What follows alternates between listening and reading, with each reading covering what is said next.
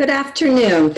I'd like to go ahead and share another class within our series of Winning with a Healthy Lifestyle. I'm Dr. Lisa Herzig, registered dietitian nutritionist, as well as a certified diabetes educator. I teach in the nutrition program at Fresno State, and this fall I'll be starting my 14th year. So welcome. This particular topic that we're going to be talking about today is called healthy snacking.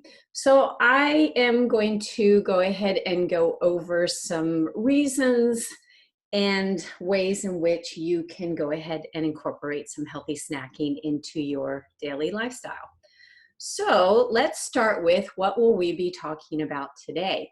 We are going to be talking about today assessing your flexibility, who snacks, why do we snack? I think it's important to understand who of us who are snacking and what are the reasons as to why we snack.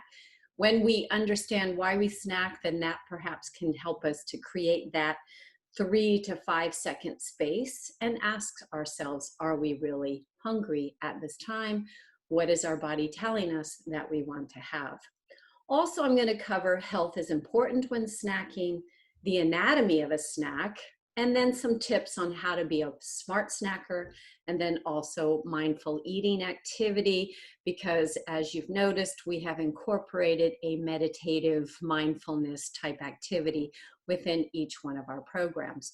And then finally, I'll leave you with some websites as well as some healthy alternatives that help you to come up with some healthy snacks. So before we get started, remember also in some of our other programs, we've been giving you how to go ahead and assess some of your anthropometric measurements, excuse me, while at home. We've talked to you about how to weigh yourself, how to do a waist circumference. This time I'm going to go ahead and talk about assessing your flexibility. So I have a quick little video. I'm going to go ahead and show this to you, and let's figure out how can you assess your flexibility at home.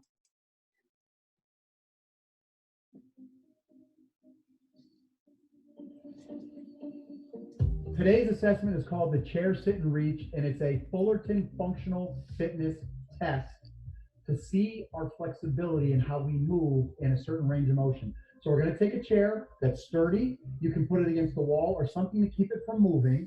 We're going to set one leg so that it's bent at 90 degrees. Your other leg is going to be straight out, heels on the ground, toes pulled up so that we almost have an L on our ankle if you can. From there, we're going to reach our fingers down toward our toes. We're going to get as far as we can without pain. We're going to hold for 2 seconds. We're going to safely come back. Then we're going to try it one more time to see as far as we can reach. Now, if you can reach your toes, that's a 0. That's baseline. For every ½ inch you get past your toes, that's a 0.5 plus. For every ½ inch you come behind your toe, that's a negative 0.5.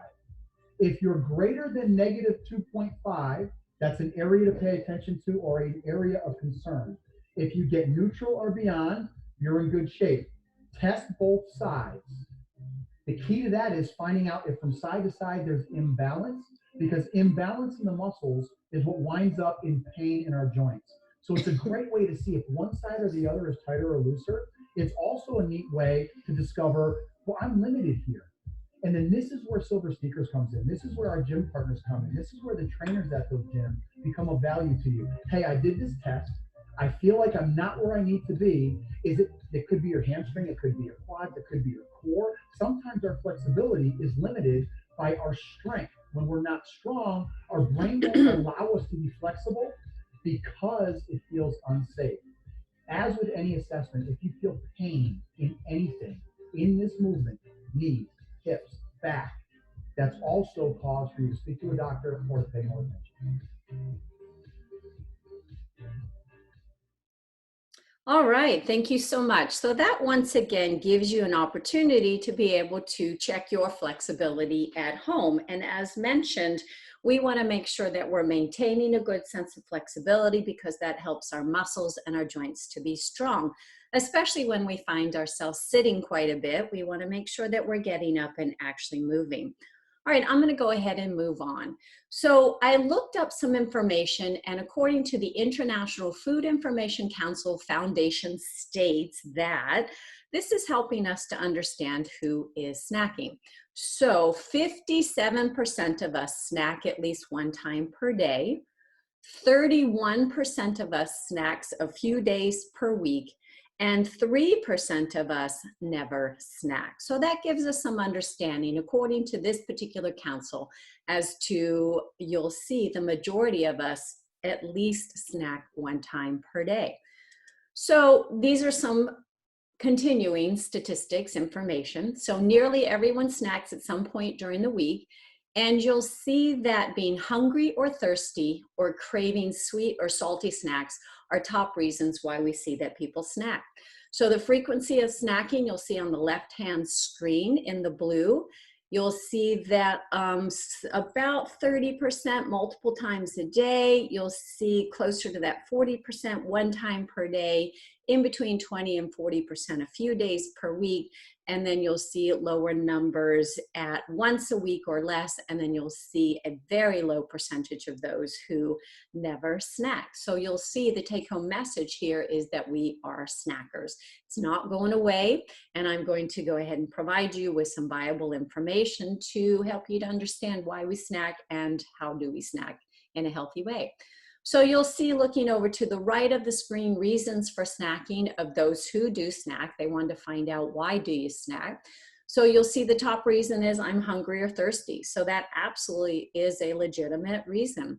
We always want to ask ourselves, anytime we're reaching for food, are we hungry or are we thirsty? You'll look there, if you're thirsty, perhaps start with drinking a cup of water. You could have a hot cup of tea. And sometimes what that does is it'll stave off those cravings that we have for those more calorically dense type foods that might be a little bit more salty or a little bit more sweet, or it could be a little bit higher in fat content.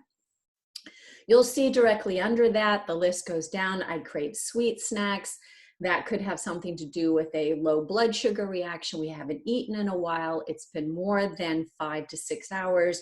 We skipped a meal because we were involved in an activity or a project and we forgot to eat. So all of a sudden it's our body's way of telling us that we need something that has a slight carbohydrate content, sometimes even a sugar content, because we're feeling as though our blood sugars are starting to dip a little bit.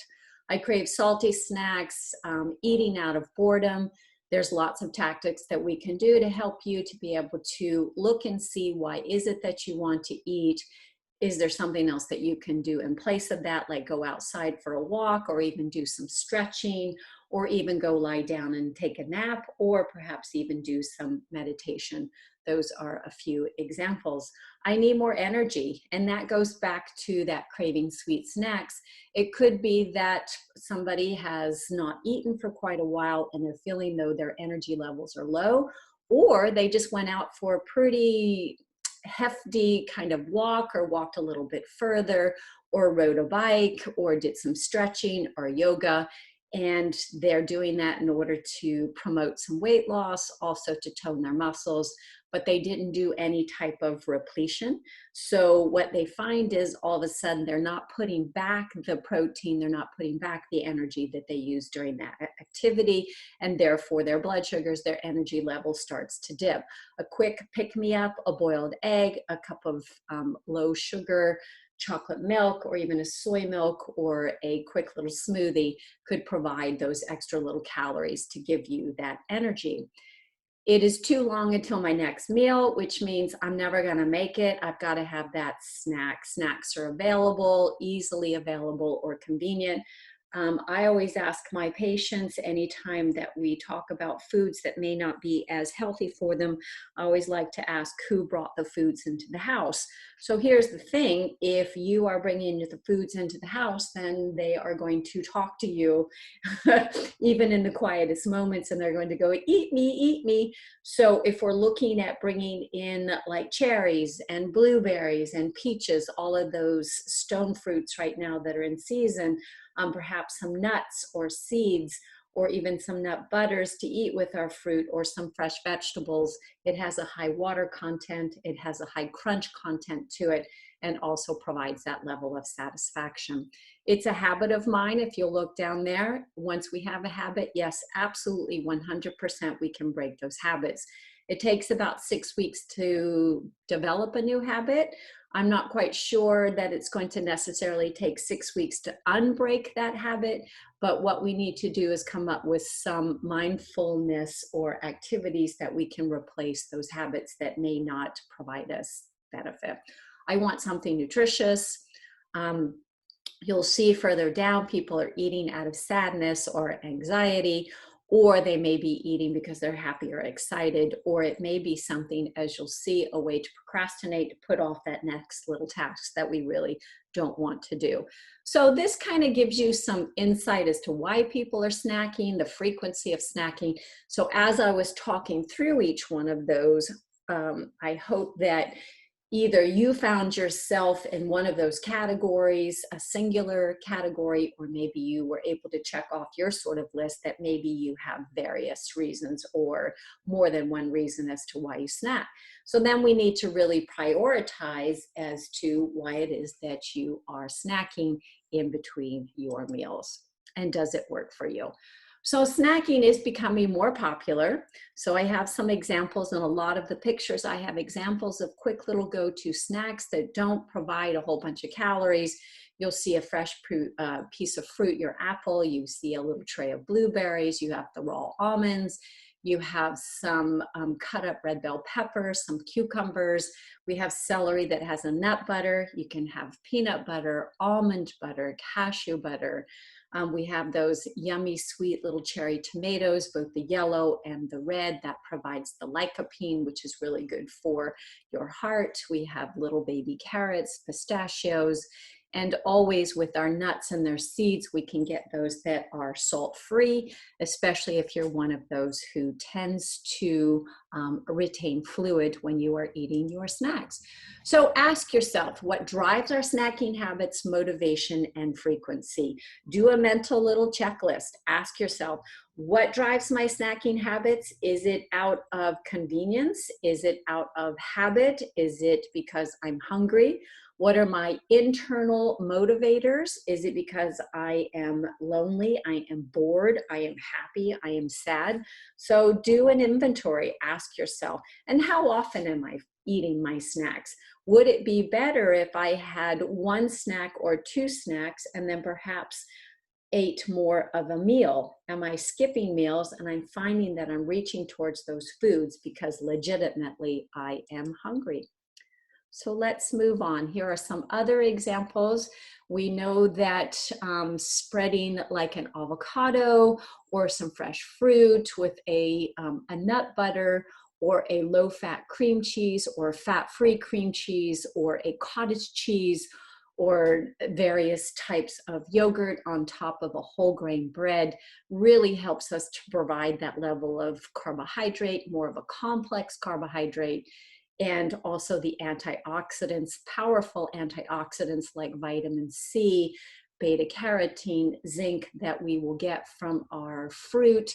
And also you'll see that there are little crumbles of some chia seeds or flax seeds. If we don't grind them, then we can get a higher fiber content.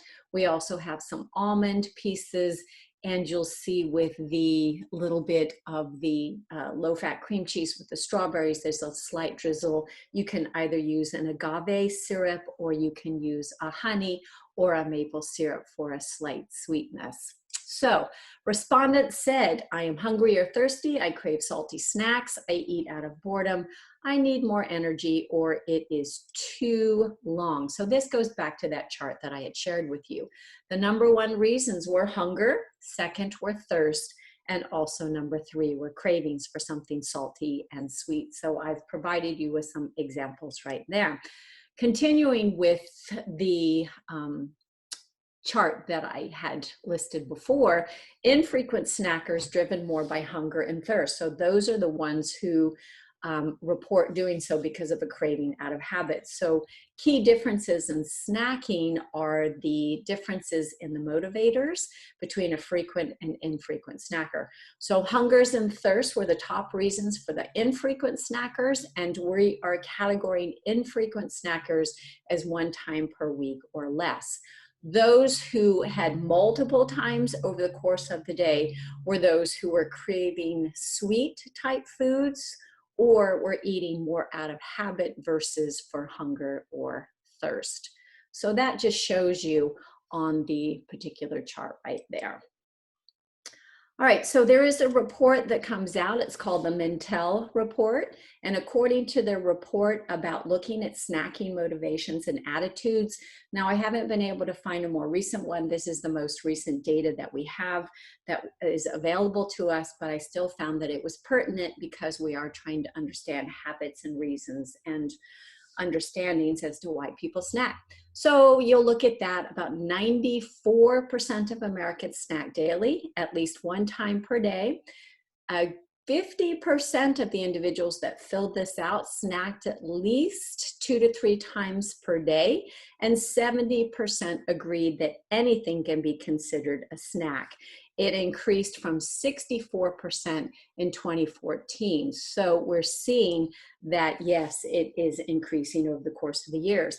I have listed there in larger font level, 33% reported they are snacking on healthier foods. So for myself as a registered dietitian nutritionist, I'm excited by this because that means that at least people are reaching more towards fruits, the vegetables, the whole grains that provide that level of fiber, the nuts and the seeds, the rolled oats.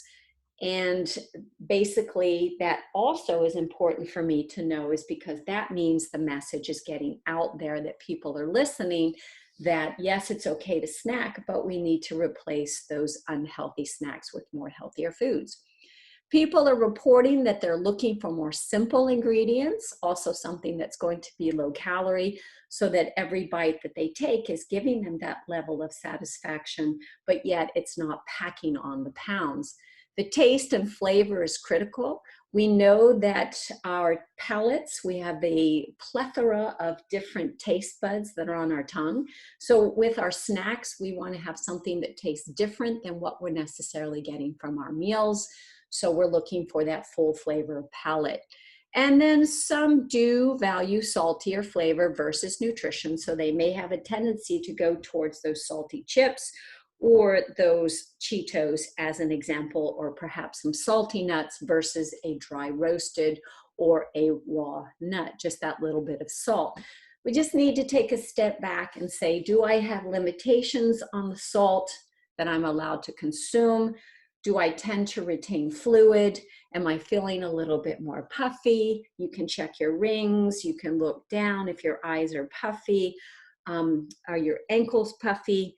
If you're fine, or do you have blood pressure concerns, then you might find yourself needing to, from a health perspective, to limit the amount of salt in your daily diet. Generally, the recommendations are no more than a total of a teaspoon per day. That's about 2,300 milligrams or 2.3 grams of sodium per day. That's 2,300 milligrams or 2.3 grams, the size of a teaspoon. Or if you have existing blood pressure, the dietary guidelines, the American Heart Association, and other various organizations suggest that you should be consuming no more than 1,500 or 1.5 grams, 1,500 milligrams or 1.5 grams of sodium per day. So that includes all added salt as well as salt that you find in your foods. You can look at the food label and find for that particular serving size how much sodium is actually listed. So let's continue according to the Mintel report. Snacking is a way of life for millennials, and that age range is listed up there, 21 to 38 years of age, as compared to older adults. 24% of your millennials snack 4 or more times per day. 23% snacked more than the previous year in that 2014. More likely, these snacks are going to either be on an emotional level or a they might be considered more of a functional snacker, which basically means that it's getting them from one meal to the next. 27% of them stated they snacked because they were bored, 17% because they were stressed, and the other were for, as mentioned, functional reasons. Let's continue. 62% of consumers snack to satisfy their overall cravings, whether it's a craving for a salty type food or a fattier food or some type of flavor or seasoning or spice that they're after. 31% snacked because it was too early to eat, but they were starting to feel as though they were hungry, so they had a little bit of a snack. But what happens is if it's too early to eat, it might be the best thing to go ahead and just have a meal as opposed to snacking, because you may double or triple the calorie quota for the actual day. A quarter of Americans snack because they stated they were bored.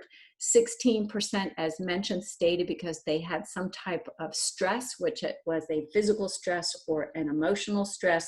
They were eating for an emotional reason as opposed to for a hunger. Millennials snack, as mentioned, more often than the older generation, because older Americans didn't really grow up on snacking. It wasn't a regular part of their lives. They ate 3 square meals, breakfast, lunch, and dinner, and were more physically active as well. iGen millennials are more drawn to more of those organic snacks, better nutrition, protein, and vitamins. So it could be the lure of the food companies just tempting them or stimulating them, and therefore they want to try it because it's unique and it's different, and therefore they start to build those habits. Affordability is important for all age groups. If people can afford the snacks, then they're more likely to consume them. Health is important. This is important for me as a registered dietitian nutritionist. Here are some more pictures on the right-hand side. And if you notice, one of the key components, that's why I strategically put the pictures that I did, I wanted to just encourage you to remember it really is, at the end of the day, all about portion control. So we want to make sure that when you are having these serving sizes of the fruits and the whole grains and the granola and the nuts and the seeds, they do count as calories. They are not free foods. We still need to make them part of our overall calorie budget. So if you imagine a quarter of a cup to no more than a half a cup, that seems to be a reasonable portion size as a general rule of thumb. So the prevalent health is a prevalent role in the types of snacks eaten. This is according to that same report. A third limit, high sugar, sweet type snacks, and we like to put in that category like cookies, candies, pastries, those types of things. And this is greater in your 70 years of age or older, because those are the ones who really didn't grow up on those types of foods. If you think about it, it's the kids who are growing up on those types of foods, oftentimes using those as a replacement for a meal, and therefore they start to develop those food palates as habits, and therefore those poor little pieces of fruit like the cherries or the strawberries don't stand a chance, because they find that they are developing more of those salty type habits. 33% are eating more healthier snacks than the previous year, which is good news. As mentioned, a third of the parents and the families are serving healthier snacks to their children. I mean, they're the future of our country, the future of our nation, and we need to promote health at all levels across the life cycle. 42% of households with children agree that there's not enough healthy, convenient snacks, and 77% of those prefer ready-to-eat snacks. So there's really this disconnect. How do we make most of our time, and how do we make the most out of our snacks? Because there is an increase for better for you types of snacks. As mentioned, we need to have healthier convenience type snacks. We need to have them in more smaller portions. So if you have had a chance to go to the grocery store, they've had these quite a while. They have those little snack packs that have like the little cheese cubes mixed with the dried fruit and some nuts. And then also you can get those little bags of grapes, or you can get little bags of carrots. You'll see that they have the hummus mix with the types of fresh vegetables. And you can buy the smaller pieces of fruit. You also can buy the apple slices that are already cut up, so on and so forth. So it might take you a little bit longer to look for these snacks, especially if you're looking for something that is convenient. They still do have those 100-calorie snack packs. And 100 calories does add to your overall budget, but it does help you and teaches you portion control. So thinking about it, also, there was a lot of value that was placed on affordable and healthy snacks. So if money is a concern, then you definitely want to go ahead and buy things in greater bulk, because you will ultimately save money. Put them in a small little snack pack plastic bag, and then have those already prepared so that when that craving hits or when that low energy hits, you find yourself not reaching for anything. You find yourself very focused and directed towards those healthier snacks. So snacking, it really at the end of the day does help to fuel your body when our body needs extra fuel. It's when we just ate and we still have these cravings for something sweet or salty, and it's going to take us above what our metabolic needs are, or in order to help our bodies continue to function, then that's when we get into trouble and start to gain that extra unwanted pounds. You'll see that the second bullet point does help to maintain your energy levels, and it does help to maintain euglycemia. That's what I was talking about before, euglycemia, or healthy blood sugar balance. So if we find that our energy levels are dipping, it could be that you're thirsty, you're dehydrated, you haven't had anything to drink in several hours. If we are breathing, we are losing fluid through respiration. If we are perspiring, we are losing fluid. If we are using the bathroom, we are losing fluid. So we need to make sure that we replace those fluids on a daily basis, on an hourly basis, to meet those needs.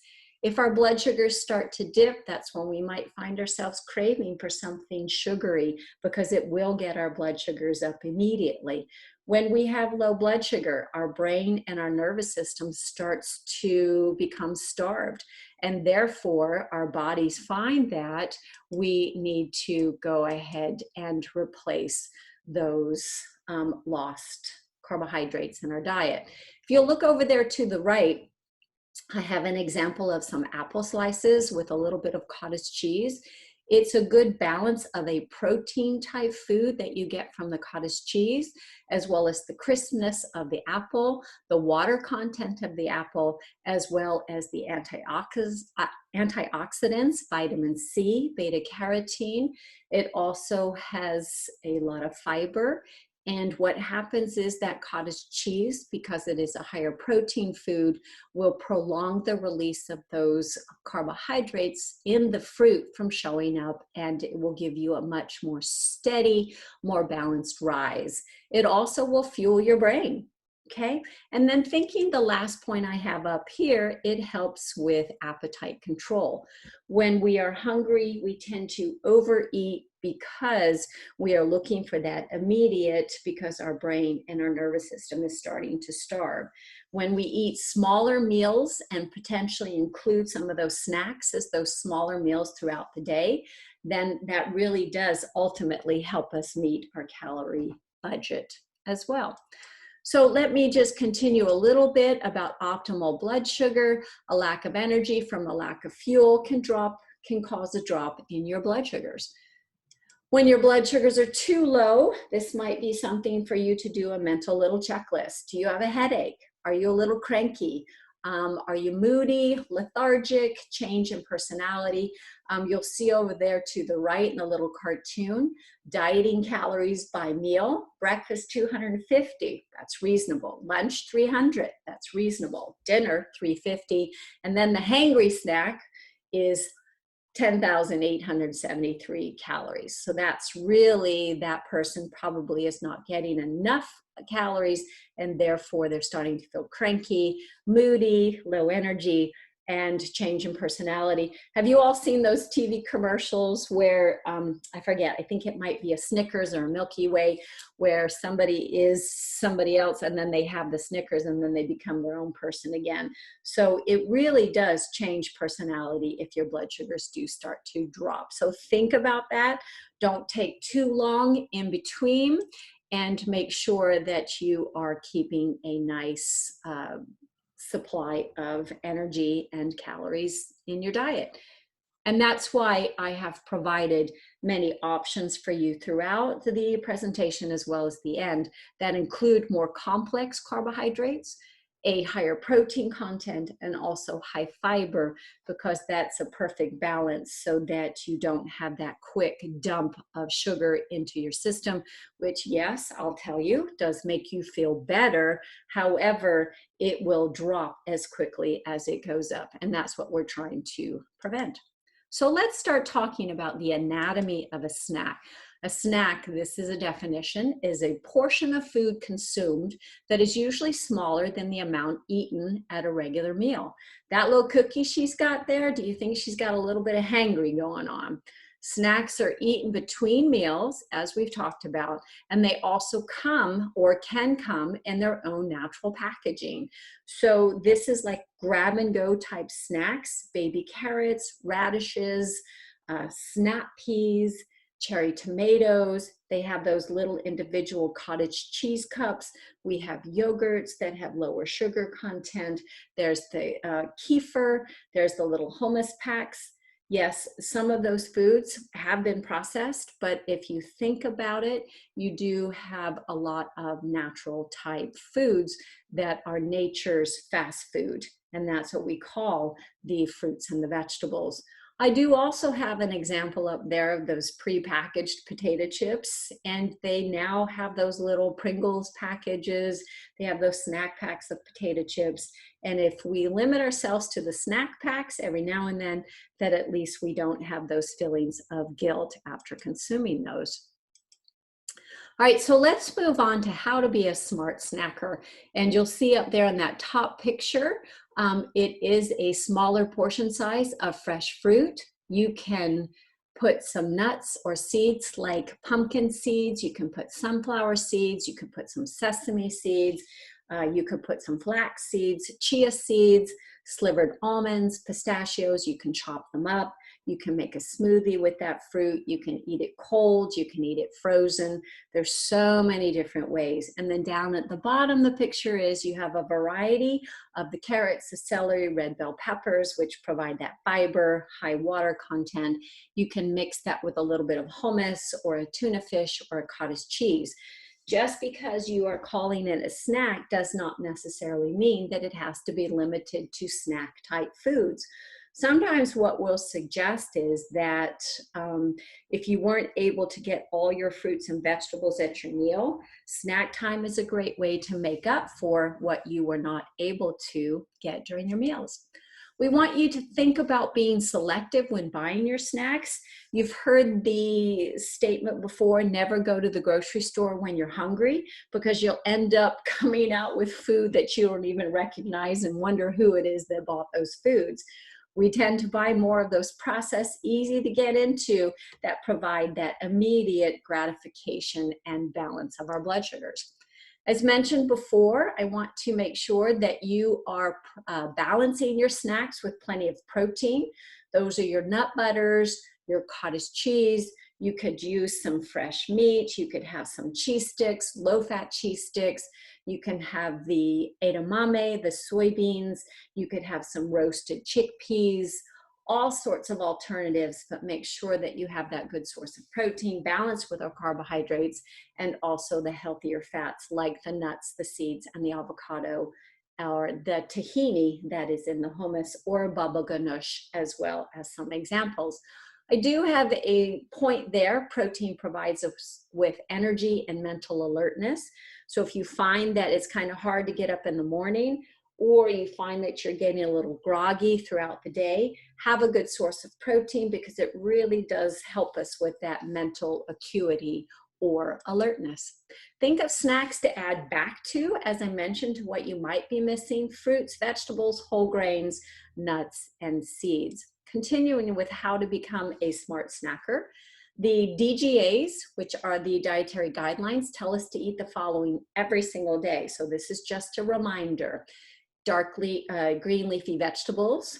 Try to think of eating all the colors of the rainbow. We want to have legumes, plenty of fruit. You'll see listed there your grains. You want at least half of those should be a whole grain.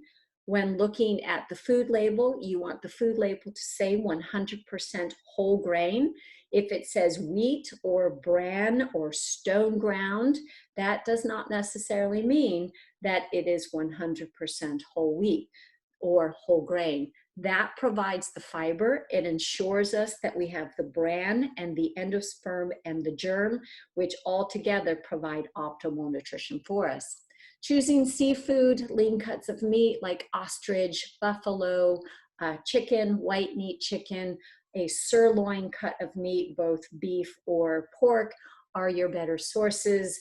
Eggs, the egg yolk, egg whites has all the protein. Egg yolks have amino acids, which are sometimes challenging to get in the outside diet.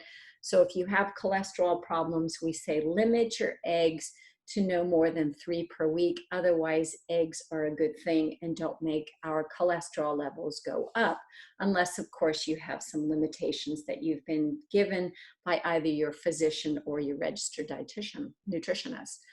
Nuts, seeds, soy products, the edamame, I think I've talked a lot about those.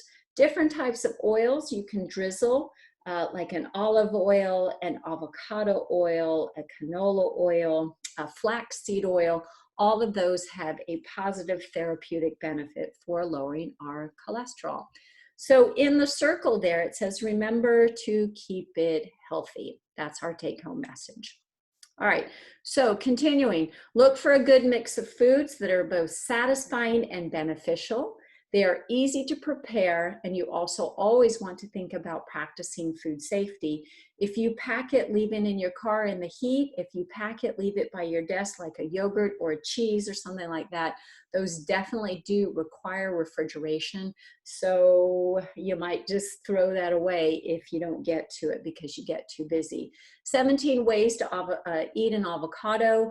There you'll see you can add salad into the shell. You can put an egg on it. You can have a little bit of a yogurt and dill or cilantro dip. And you also can make yourself more of a feta cheese Greek type. You'll see with the radishes, peas, and a little bit of fennel and some thyme added in there.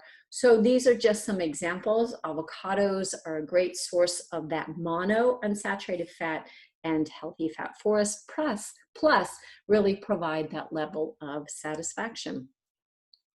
Let's continue. On-the-go snacking.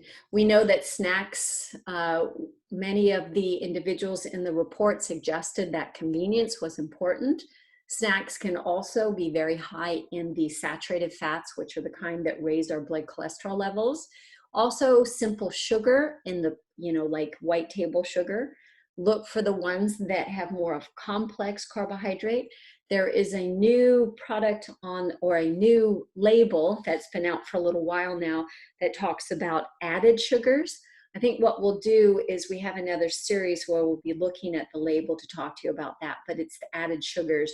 You want to have that 0 or as close to 0 as possible. You don't want to have any added sugars, okay? With all of those other components, it may not necessarily have what it is that you need, which provides those healthier calories. Okay, not all snacks need to be nutrient dense. Sometimes a piece of chocolate's okay, but remember the take-home message is portion control. All right, a good rule of thumb: choose healthy most of the time and allow yourself a treat every so often. And this is really to help you so that you don't, at the end of the day, feel guilty. All right, so this next slide does have a video, and this is all about mindful eating, because remember, we have been including some meditations throughout the presentations as well. Mindfulness or mindful eating helps you with strategies in consuming healthier snacks. It helps you to be aware while eating. It helps you to use all of your senses so that you're aware of how it tastes, how it feels, how it smells. Notice the textures, name the flavors, and remove all of those distractions. So it also helps you mindfulness to slow down, savor the taste, and pay attention as to whether you've had enough or not. If we put a timer on and we time our snacks for no more than 10 to 15 minutes, that should give us plenty of time to be able to reach that level of satisfaction because snacks are typically smaller. So I'm going to go ahead and play the meditation for you, and you will have access to these slides at a later date so that you can watch it at your convenience, but I want to go ahead and play it for you now. Hi, and welcome to Headspace. So before you begin eating, just take a moment to consider where your food has come from, where it was grown, where it was prepared, maybe where it's traveled from. Just pausing, looking at the food, and then picking the food up, taking a moment to smell the food. So engaging the physical senses. As you smell the food, what does it remind you of? Does it take you to a particular place in your mind? And then putting it in the mouth. Not chewing it as quickly as possible, but just moving it around the mouth. Noticing the taste, the flavors, savoring each and every moment.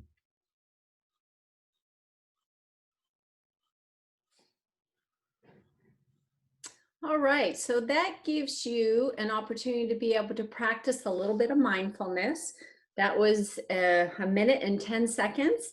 And really, if you do this when you are looking for something to eat, maybe do this quick little mini meditation to center yourself and then ask yourself at the end, am I still really hungry? All right, let's continue with our slides. So our next slide, we're looking at exploring some healthy snacks. Remember, I told you I was going to give you lots of options towards the end. So these next few slides, I have some examples. As mentioned, you will have access to these slides as well as many of the recipes I've provided for you within the presentation. So whole grain crackers mixed with dried fruit and nuts and baggies. You pick the whole grain crackers, you pick the dried fruit, you pick the nuts. Have variety. It's really up to you and what your flavor panels are. You have cranberries, which are the craisins, you have pineapple, you have dried mango, you have dried tomatoes. Whatever it is that you like, you can put those flavors in there. Dried papaya. Many of the grocery stores have in bulk where you can buy a little bit just to taste it first. If you have a dehydrator, you can make your own dried fruit. Nuts, pumpkin seeds, sesame seeds, almonds, cashews, walnuts, macadamia, Brazil nuts. If you have 2 Brazil nuts per day, you have met your selenium content or needs for the entire day. Like I said, those little snack size bags. Cutting a full-size sandwich into squares for a quick bite. Low-fat mozzarella cheese or the skim milk mozzarella cheese that's fat-free, cherry tomatoes, and make yourself some fresh basil skewers with fresh basil. Nuts, mentioned those before, hazelnuts as well. You can have all of those into a nut butter. Peanut butter, almond butter, cashew butter, hummus, or baba ganoush. Baba ganoush is made from eggplant and it has similar ingredients than what you find in hummus. Great way to dip your vegetables in. Freeze the fresh fruit the night before, mix it with a low-fat, fat-free milk, soy milk, almond milk, and make yourself a smoothie, or just take the fruit and eat it cold. Remember, it provides you energy, it provides you vitamins and minerals, fiber, as well as hydration. Mediterranean chopped salad with lentils. I have a recipe there. So basically the lentils are an excellent source of protein and you have the vegetables listed there as well. So look at that recipe when you get a chance. Ginger chews are great for digestion. If you have problems with digestion, a lot of bloatedness or gas, you can try some ginger chews, which you can get at the grocery stores. Fresh fruits and vegetables, you can add cinnamon to oranges. Cinnamon helps with blood sugar regulation. Also, cinnamon is really good as a warming type spice. Peanut buttered apples, ranch, a low-fat or fat-free ranch. Cut up your veggies, dip it in there. Just make sure that you are portion controlling the amount of the ranch dressing. String cheese with fruits. They have those little Sargento snack packs. Cheddar cheese slices on whole grain crackers. And that way, what's fun is you get to control the serving size. Plain Greek yogurt with fresh or dried fruit and a granola. Thinking about the Greek yogurt is that it's higher in protein and typically lower in your carbohydrates. Remember, I said that protein is really good for that sort of lull or low energy in the afternoon because it helps with mental acuity. All right, continuing, freezing juice and making homemade ice pops for yourself, for your kids. Dried mangoes, very high in antioxidants. Oftentimes when I work with my diabetic patients, I'll tell them about the fudgesicles or Skinny Cow or the popsicles that are sugar-free, low in calories, because they just want something cold and a little bit of a taste treat at the end of the day. So they provide less than 20 calories and no added sugar. You can make your own fruit kebabs. Just changing the presentation helps us to treat it as something new, unique, and it excites our flavor palates. Fruit with yogurt dipping, you can add some cinnamon to it just to give it an extra little boost.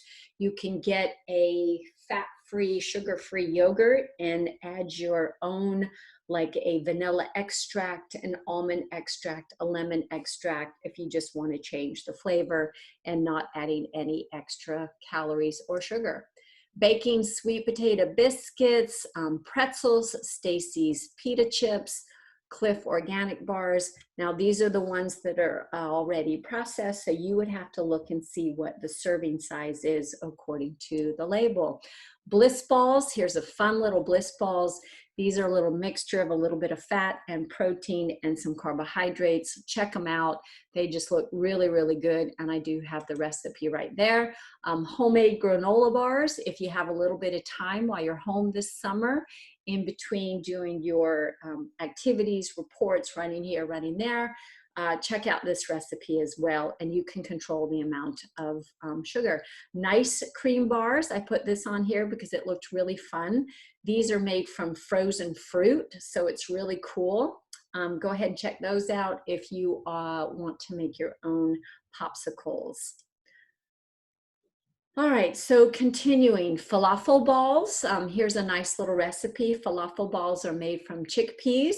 You don't necessarily have to fry these. You can go ahead and bake them. Good little source of protein. You can dip it in with a yogurt dip. Like I said, it doesn't necessarily need to be limited to dinner time. You can have these as an extension of your meal. Black bean hummus. This is an alternative to the chickpea hummus. They're made from black beans. Maybe you don't like chickpeas. This is just a different way to go ahead and check it out. So check out that recipe. Canned tuna, you can add the canned tuna to an avocado. You can put it on top of the toast. You can add a little bit of a mayonnaise or a relish. Dip it in with your fresh fruits or vegetables. I mentioned avocado toast. Hard-boiled eggs, good source of protein, great way to replete, especially get you from meal to meal with that transitional meal of our snack. This one's really fun. If you haven't had roasted chickpeas before, definitely check those out. They're so good. Really easy recipe to follow as well. So I did provide that for you. And then almond butter stuffed apple slices. So what this is, it's an apple slice and they've stuffed the apple slices with a little bit of almond butter. So you get both that protein, that complex carbohydrate, and also you get some water content with the almonds. So let's continue. I have another video to show you here. These are some healthy snacks: sliced tomato sprinkled with feta and olive oil, dark chocolate. If you're going to have a little bit of chocolate, we will suggest having that dark chocolate. It does provide that sort of amore or feelings of being in love, because it does help to have a positive change in mood. It also helps with brain protection against oxidation. That's what we see in early dementia, Alzheimer's disease, is that the lack of antioxidants really help to break down the chemicals in the brain. So think about that on occasion. Celery and peanut butter, high in fiber, vitamin A, helps lower our blood pressure. Zucchini pizza bites. Remember, I talked about the little bit of tomato has the lycopene and the lutein, zeaxanthin, which are carotenoids. That helps protect against that eye macular degeneration, so really helps with eye health. Edamame sprinkled with a little bit of light sea salt is very high in isoflavonoids, also very beneficial for maintaining a good level of gut flora. So when you get the sea salt or the iodized salt, you control the amount that you use. And then soft and chewy granola lentil bars. So this is what I wanted to show you, this quick little video that shows you how to cook your lentils. Lentils are an excellent source of protein. They don't take a long time to cook. And they have red lentils, green lentils, and then the traditional brown lentils, and then also the French lentils. And there's so much that you can do with them, and there's so much nutrition that they are packed with. So as mentioned, you will have an opportunity to view this. So I'm going to play this video now for you. Have no fear, cooking with dry lentils is surprisingly quick and easy. Dry lentils don't actually need to be soaked ahead of time, so it makes it really simple to add to many meals. Before you cook your lentils, it's always a good idea to rinse them off, similar to what you would do with rice or quinoa. To cook your lentils, you'll need about 3 cups of water per 1 cup of dry lentils. We're just going to put everything into a large pot because the lentils will actually double or triple in volume as they cook. Once the lentils and the water are in here, cover with the lid, bring to a boil, and simmer until tender, but not mushy. So this will be about 15 to 20 minutes. If you're making a savory dish, feel free to substitute out the water for chicken or vegetable stock. This will add a lot of flavors to the lentils. Red split lentils are a little bit different from whole lentils. They don't have a seed coat to protect them, so they actually break down a lot faster, within 5 to 7 minutes. This makes them ideal for cooking curries, putting into beverages, or even using a puree in a baked good. Cooked lentils generally last about 4 days in the refrigerator, and frozen ones last about 4 months. What I like to do is lay the lentils flat so that when I'm thawing them out, it's much faster and more convenient to incorporate to a range of dishes.